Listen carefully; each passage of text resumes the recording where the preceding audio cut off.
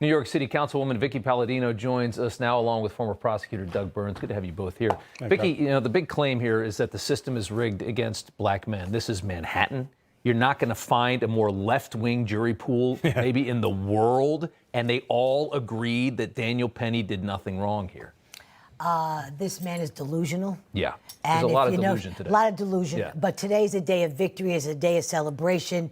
My heart is full for, oh, Daniel, I'm so excited.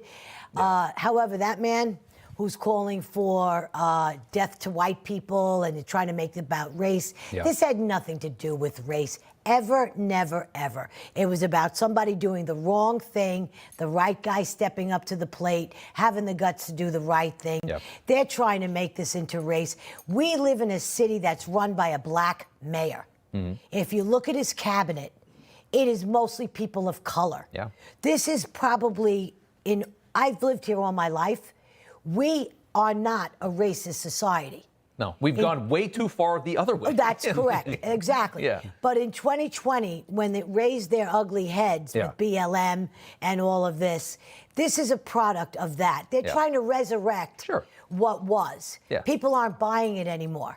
He let his kid down. Like you said in your opening monologue, you nailed it when you said, where were you? That father was pitiful. It's like they propped him up at the mic to say, I miss my boy. He's so full of it. Dollar signs. Well, that's exactly right. This is all about pay me the money. Doug, you know, Alvin Bragg, we just watched the actions of Alvin Bragg with Donald Trump. And now he gets this humiliating loss.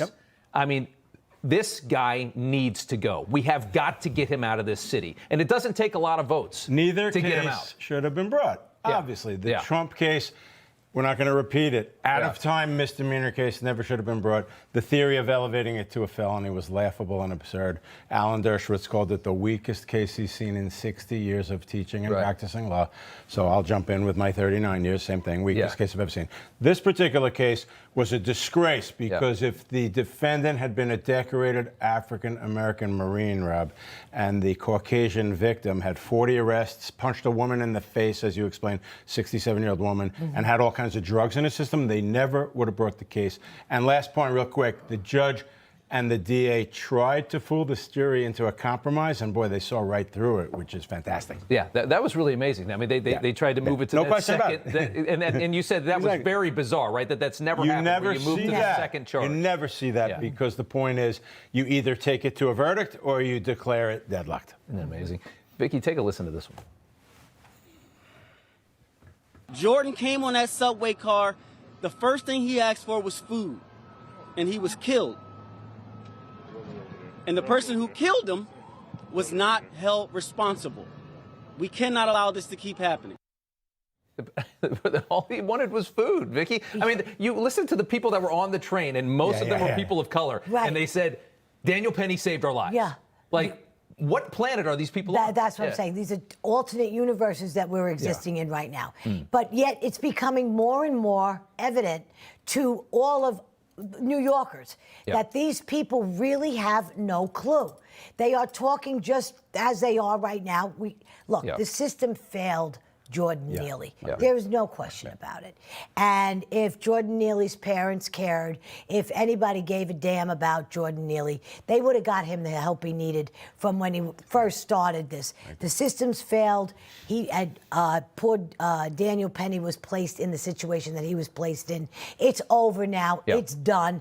Justice was served. The people of the city of New York just took a deep breath and went, sanity is still alive and well. And this is a proof of it. And Daniel Penny, I hope, is going to be completely made whole. I'd love to think that there's a few million left over so he can go buy himself a big house and a Ferrari. Me too. I don't know if that's going to happen, but I hope that there's enough in that GoFundMe or whatever it is for him that's gonna pay for this attorney. I'm sure it wasn't cheap to go through this. Well, like I said, I think on your show last week, Tom Kniff ran for DA. I know Tom, friend and colleague, great lawyer, great guy, military JAG law background. But the point is, like the election, it's a little bit of a restoration of sanity, hopefully. Absolutely. Doug Burns and Vickie Paladino. My pleasure. Thank you. It's good to see you. Pleasure to be here. Thank you, Rob. You know, everybody's reporting the same stories, the same spin. You turn the channel, it's always the same. But not us. We're different. We report the real news. No spin, just the facts. Turn to us, and you won't turn back. Tune in to Rob Schmitt Tonight on Newsmax.